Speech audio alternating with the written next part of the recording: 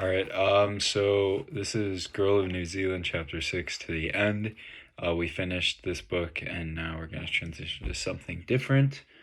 Um, so I'll talk about the chapter and then just kind of the overall picture I got. Um, so this chapter dealt with images again, naturally, kind of what the book is focused on.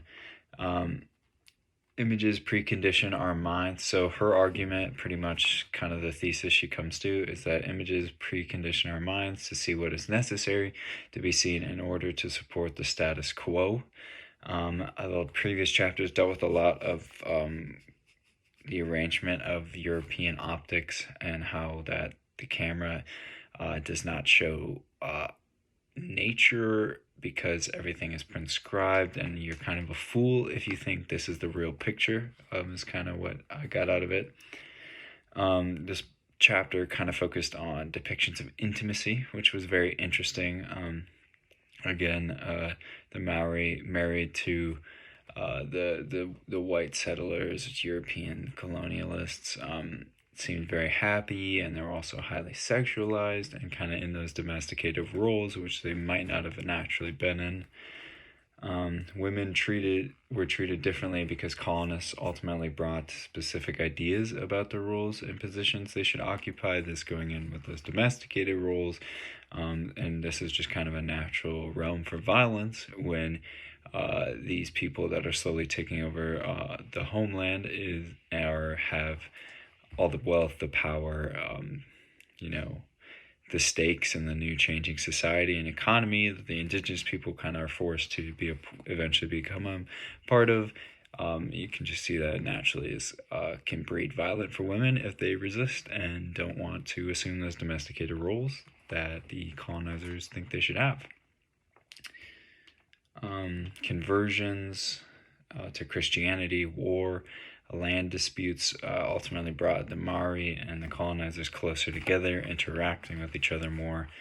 Depictions of Maori and European militia were consumed as a sense of legitimacy. They said, hey, look at this.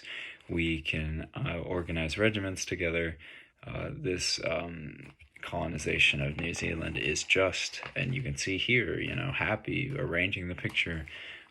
But she goes on to explain that only friendly tribes would typically be depicted in these pictures and get like the divine right to dress up as Europeans and look like they're actually a part of the regiments.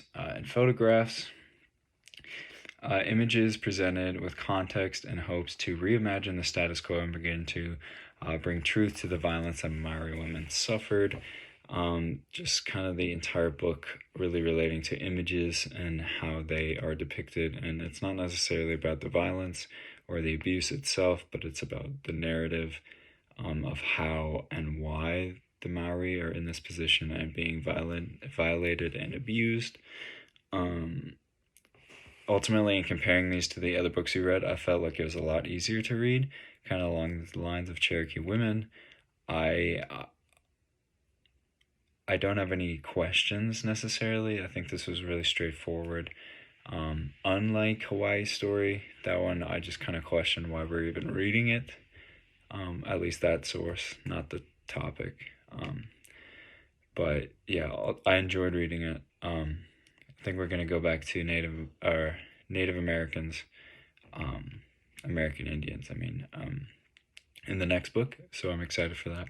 But ultimately, Girl in New Zealand was very informative, and it brought kind of a unique approach through viewing pictures, which I really enjoyed. So.